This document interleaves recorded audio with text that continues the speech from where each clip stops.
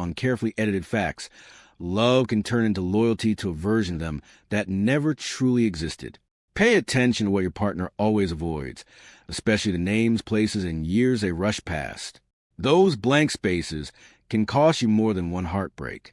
The night I thought I was saying goodbye to my wife, the hospital smelled like bleach, old coffee, and those wilted carnations people bring when they do not know what else to do.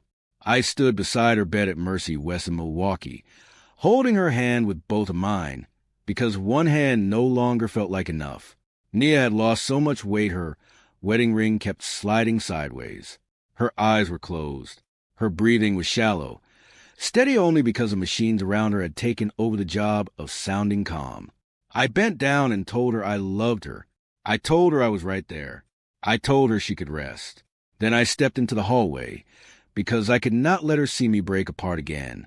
2 nurses were near the supply room, speaking low in that tired end-of-shift way people do when they think grief belongs only to families. One of them said, "The man from St. Louis has already called twice. He said if she wakes up, tell her Andre and little Kaylin made it back to the hotel." The other answered, "Poor child. She kept asking why her mommy would not open her eyes." My blood went cold so fast it felt like I had swallowed ice. My wife did not know Andre, and she sure as hell did not have a daughter. Before we go any further, I need to ask you something. If you overheard nurses mention a child your wife never told you about, would you confront her immediately or stay quiet until you had proof? Drop your answer in the comments. And if you enjoy intense relationship dramas with twists like this, make sure to like this video, share it with someone who loves emotional storytelling, and subscribe for more stories like this. I did not think so. I walked straight toward them. My shoes squeaked on the polished floor, and they both looked up at once. "Who is Andre?" I asked. My voice sounded too level, which scared me more than if I had shouted. The older nurse glanced at my visitor badge, then at me. "Sir, you need to speak with your wife directly." "My wife is sedated," I said, "and unless someone has made a very serious mistake, you just mentioned a child that belongs to her." The younger nurse looked like she wanted to say something, then stopped herself. That hesitation told me everything. There had been no mistake.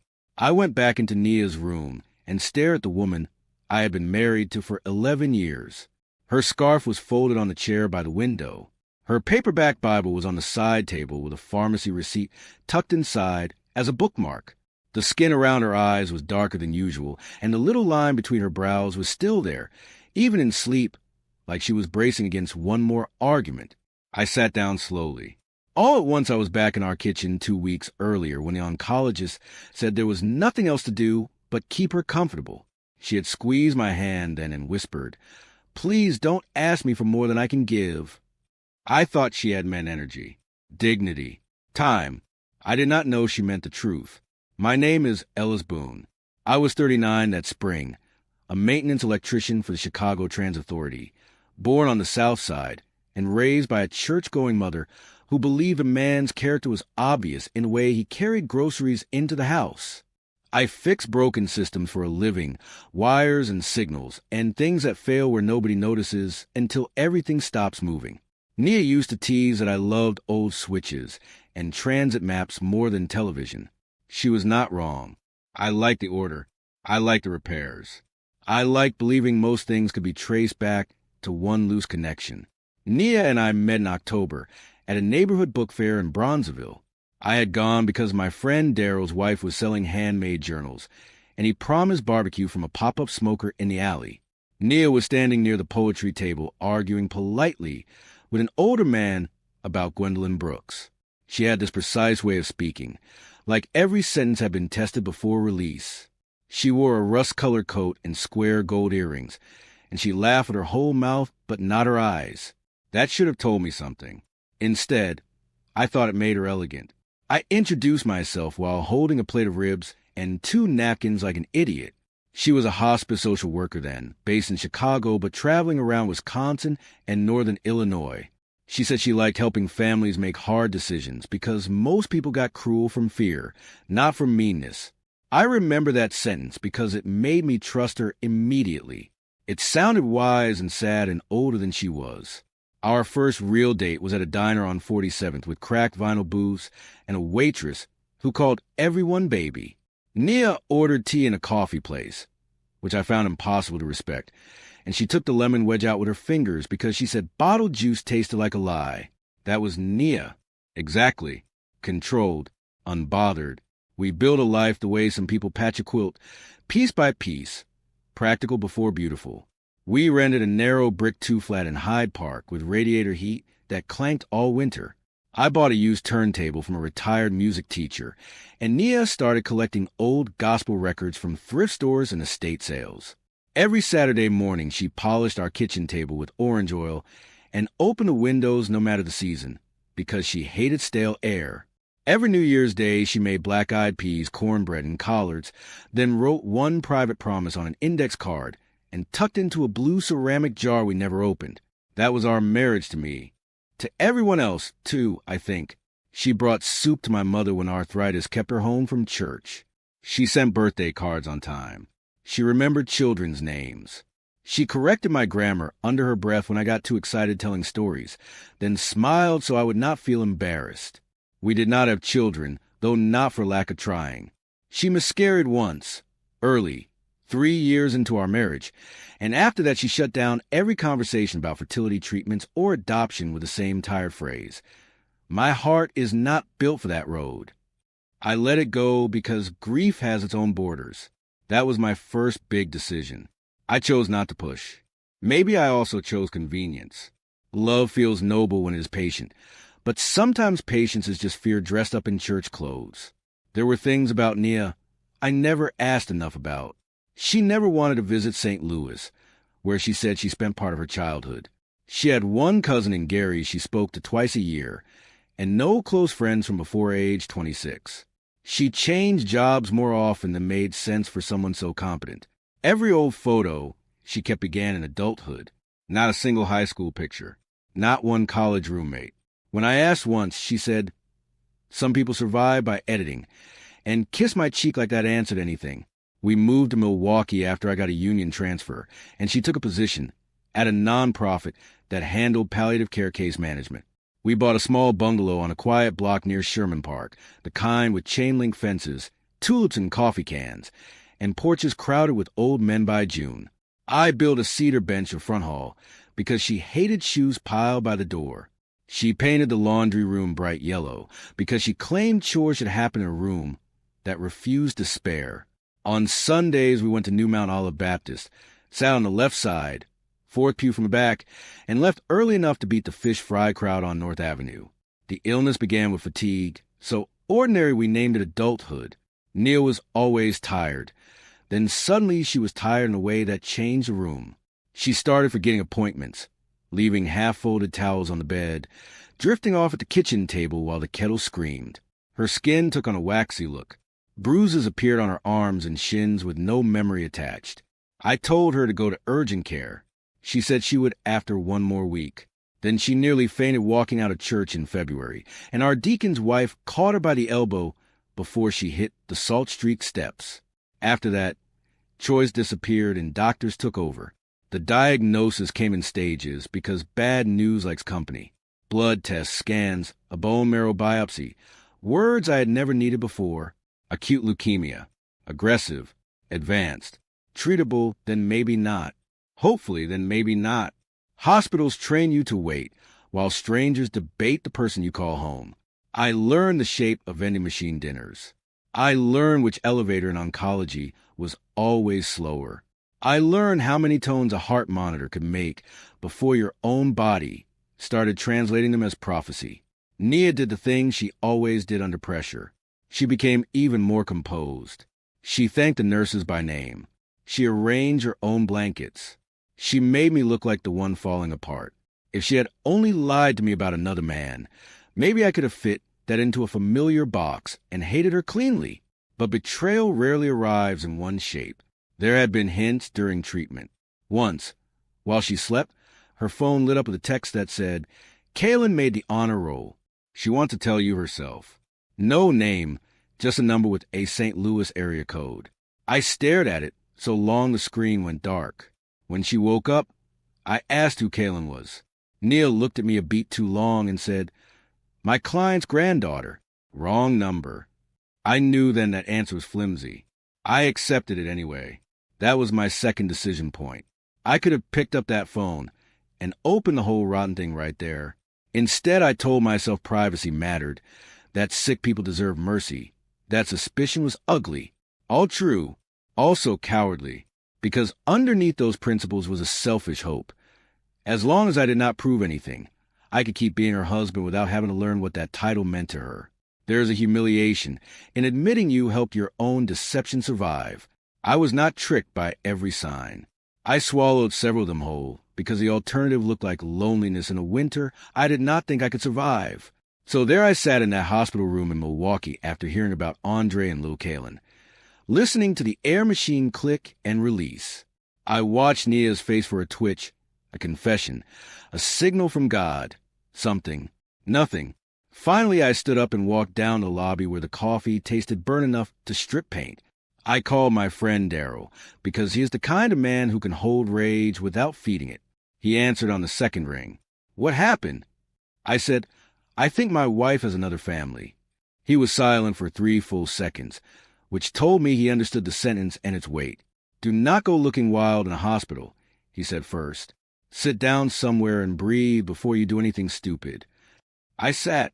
The plastic chair squealed. I heard nurses talking. I told him, "There's a man from St. Louis. There's a little girl." They said, "Mommy." Daryl exhaled low. "Do you know for certain?" "No." "Then act like you want facts more than drama." I hated him for being right. He said he would drive up from Chicago if I needed him. I told him not yet. Then I sat in that lobby and made myself think like an electrician.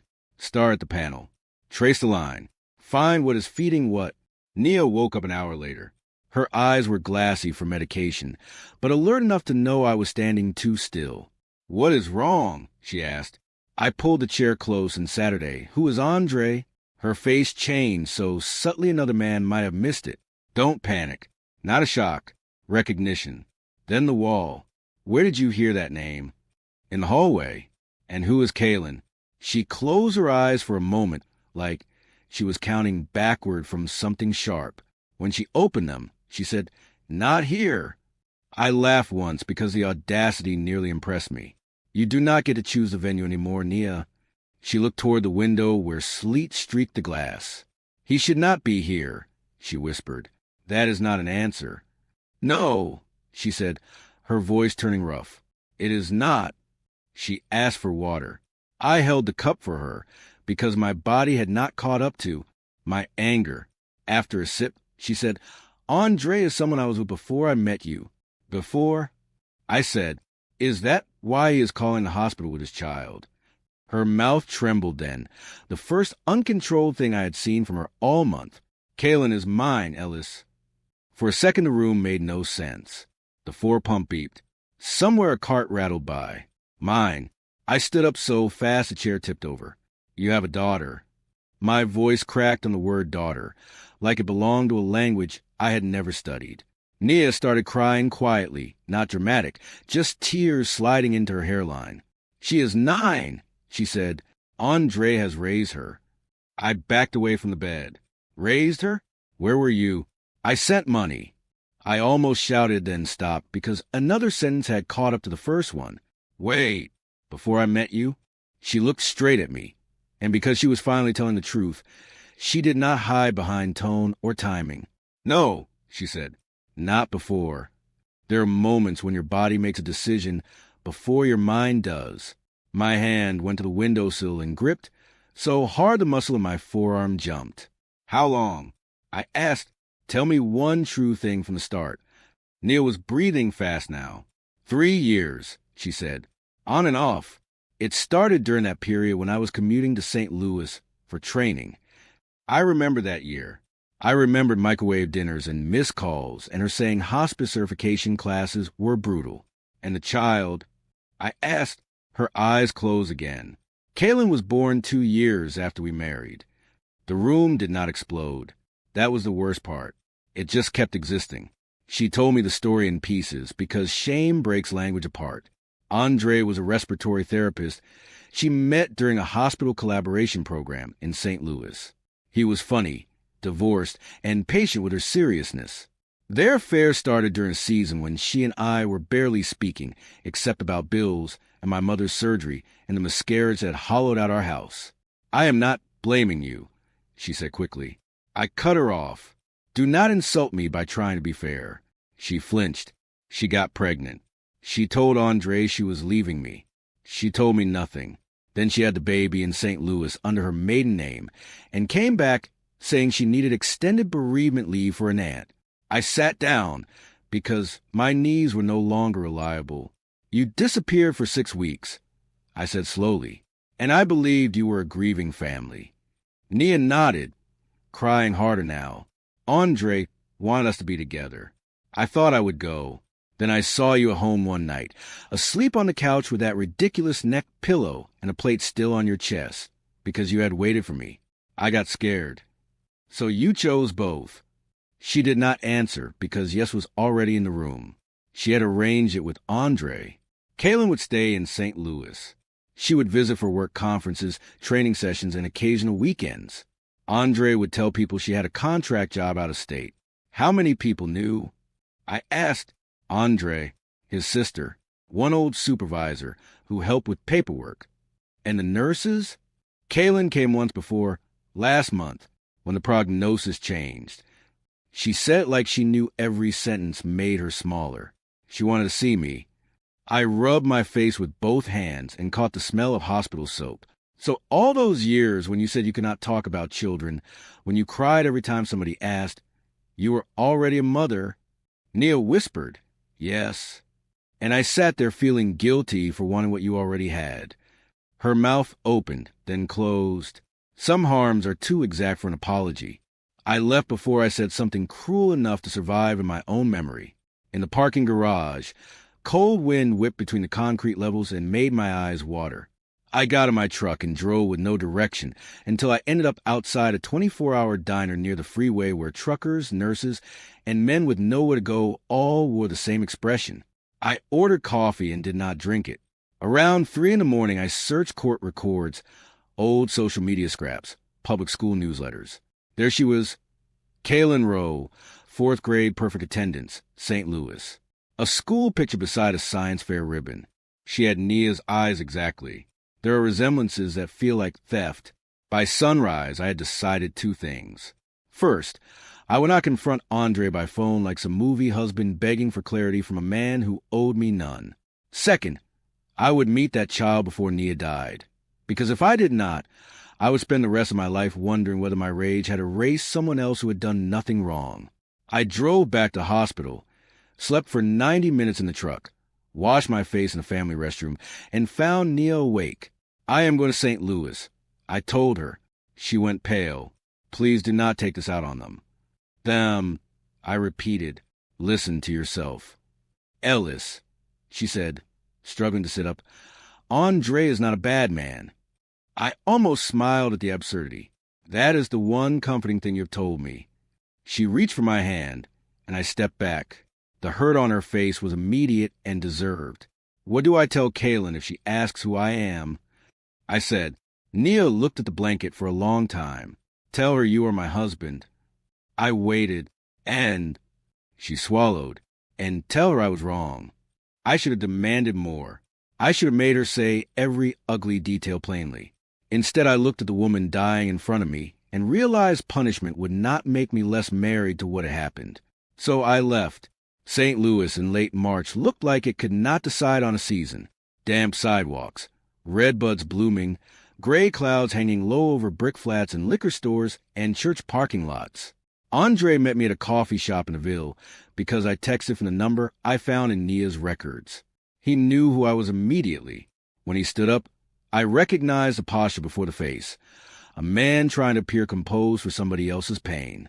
He was taller than me, maybe 42, broad-shouldered, neat beard, clean denim jacket. He said, "I figured this day might come." I sat down and said, "That does not make you noble." He accepted that. "No," he said, "it does not." We talked for nearly 2 hours. He had met Nia in one of those fluorescent conference rooms with bad pastries and PowerPoint slides about end-of-life care coordination. He knew she was married after the first week. He told himself they were in something temporary, then convinced himself they were in love, then got trapped in the practical cruelty of half choices. When she got pregnant, he believed she would leave me. When she did not, he stayed because by then there was a baby and then a little girl with eczema and piano lessons and nightmares during thunderstorms. Weakness becomes routine faster than most sins. Why did you keep letting her come back? I asked him. He stared into his coffee. Because every time I tried to end it, Kaylin asked when her mother was visiting again.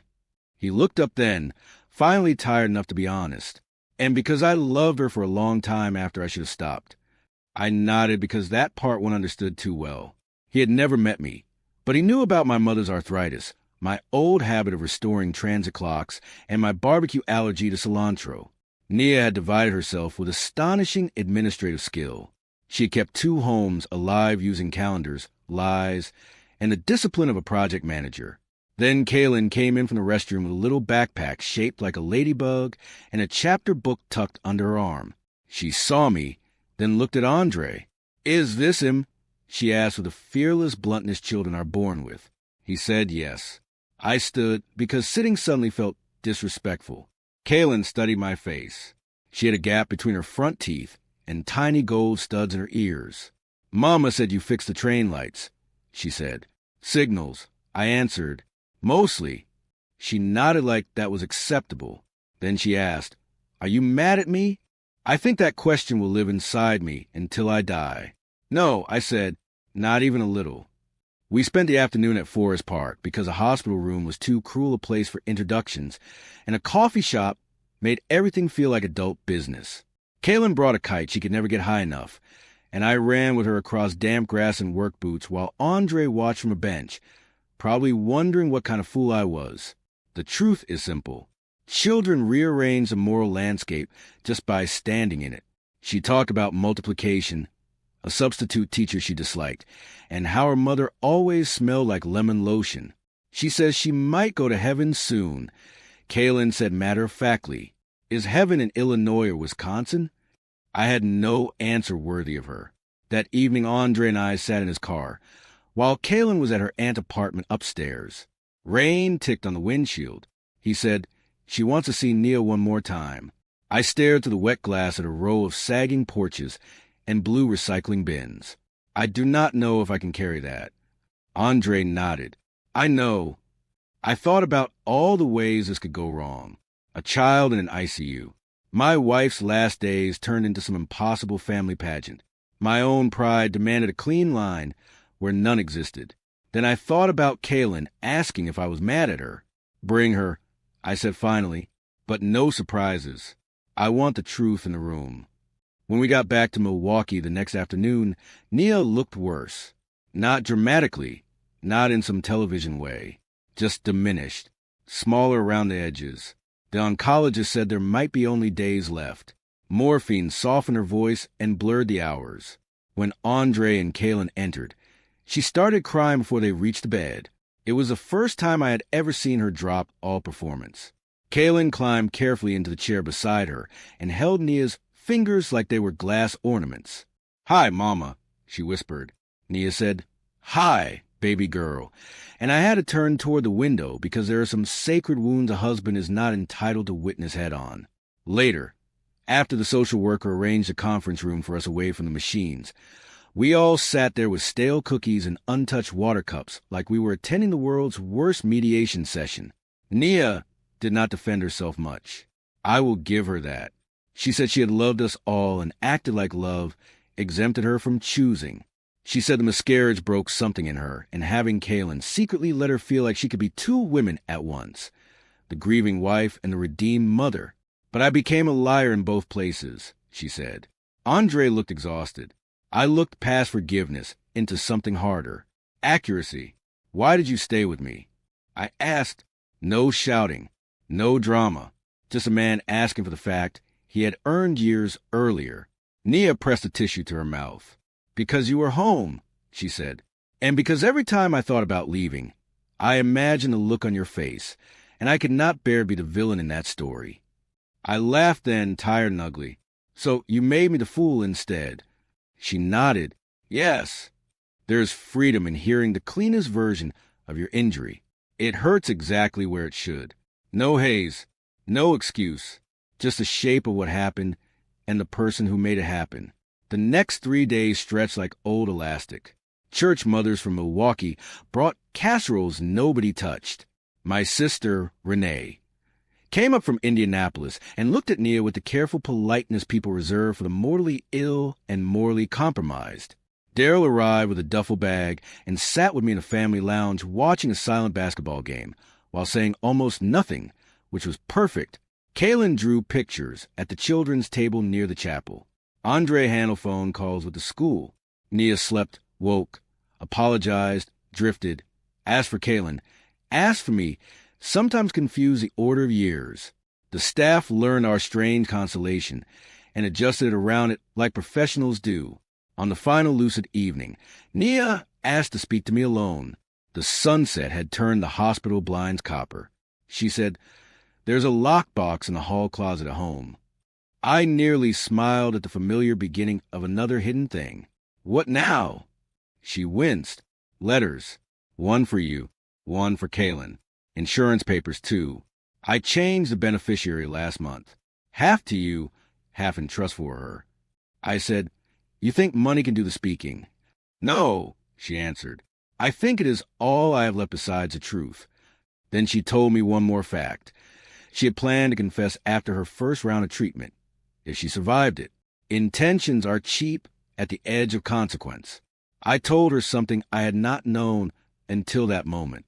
I do not think I will ever forgive you in the way people mean when they say that word. She watched me, waiting, but I am not going to turn your daughter into collateral. Her face crumpled. "Thank you. Do not thank me for being decent where you were not." She nodded once. We sat in silence for a while, listening to the distant intercom call for a respiratory consult. Finally she said, "You love me well. It should have comforted me." Instead, it made me furious because love had become one more place where I had performed faithfully in a play built on missing pages. Nia died 2 mornings later just before dawn, while rain tapped against the window, and the night nurse hummed under her breath as she checked monitors. It was quiet, no dramatic last speech, no miraculous clarity. I had my hand on her shoulder. Andre stood behind Kaylin, near the foot of the bed. When it was over, Kaylin leaned into him and did not cry right away, which broke me more than tears would have. Later, after the chaplain left and the paperwork began, I sat in the family consultation room staring at a box of tissues with blue flowers on it and understood that grief and betrayal can occupy the same chair without fighting. The weeks after the funeral were uglier than the funeral itself. Paperwork, probate, selling a car with her coffee mug still in the console, returning casseroles in mismatched dishes, answering church people who wanted a neat sentence for what happened. I took leave from work because I could not trust myself around live current while my mind wandered into old conversations. I opened the lockbox. Her letter to me was 7 pages long, full of remorse and memory, and one sentence I read 15 times. I mistook being needed in 2 places for being worthy in either. I did not cry over that letter. I underlined it. Some truths arrive too late and still matter. I made another decision then, one that half my family judged and the other half feared to comment on. I stayed in contact with Andre and Kaylin, not daily, not in some sentimental performance of instant blended grace, but real contact. We met once a month at first, usually halfway between Milwaukee and St. Louis at a diner near Bloomington, where the booze smelled faintly of syrup and bleach. I brought Kaylin a beginner soldering kit 1 month, and a book about famous black inventors the next. She wrote me thank you cards in careful block letters. Andre and I learned the awkward civility of men who had both been chosen unfairly and kept standing anyway. By autumn, the arrangement was no longer strange, just difficult in ordinary ways. Kaylin called me Mr. Ellis, then Ellis, and finally one day asked whether Uncle could count if there was no real category available. I told her family names are tools, not laws. We visited a railroad museum outside Union, Illinois, and she spent 40 minutes asking how signal lights decide who gets to move. I answered every question. At lunch, she dipped fries in a milkshake, which I consider evidence of weak character, and laughed exactly like Nia did when she forgot to guard herself. That sound no longer felt like theft. It felt like inheritance, complicated and alive. A year later, I sold a bungalow in Milwaukee and transferred back to Chicago. Not because I was running, though maybe some of me was. Mostly because grief had become too attached to certain corners of that house. The yellow laundry room, the cedar bench, the blue jar of New Year promises we never opened. I rented a place in South Shore with good light and a stubborn radiator and started taking Saturday jobs, restoring old church pews for extra cash. Sometimes I still wake up furious. Sometimes I miss Nia so sharply it embarrassed me. Both were true. Healing, I learned, is not choosing one story. It is learning to carry several without letting them drag behind you like chains. Last winter, Kaylin had a family tree assignment and called me in a panic because none of the boxes fit real people. I almost told her that was the most honest school project ever invented. Instead, I drove down to St. Louis with poster board, markers, and a bag of cinnamon rolls from a bakery Nia used to love. We sat at Andre's kitchen table under a humming fluorescent light and drew branches that bent where they needed to. Mother, Father, Ellis, Auntie Dana, Grandma Lucille. Spaces for truth, even where it hurts. When we finished, Kaylin looked at it and said, satisfied, "This is messy, but it is mine." I think that is the closest thing to peace any of us got. What stays with me in this story is not only the affair. It is the years of edited reality that made everybody else carry the weight of one woman's avoidance. Ellis's real turning points were not dramatic revenge moments. They were quieter choices. Not exploding in the hallway, meeting Kaylin without punishing her for adult lies, and refusing to let forgiveness become a shortcut past accountability. When somebody keeps crucial parts of their life behind locked doors, love alone will not make that safe. But even after betrayal, you still get to decide what kind of person you will be with the truth. If this story hit you as hard as it hit me, let me know in the comments what hurt more, the affair, the secret child, or the years of lies that came after. Stories like this remind us that betrayal is not always loud. Sometimes it is built one hidden truth at a time. So please like this video, share it with someone who loves unforgettable drama, and subscribe for more original relationship stories, cheating stories, and emotional narrations like this. The end.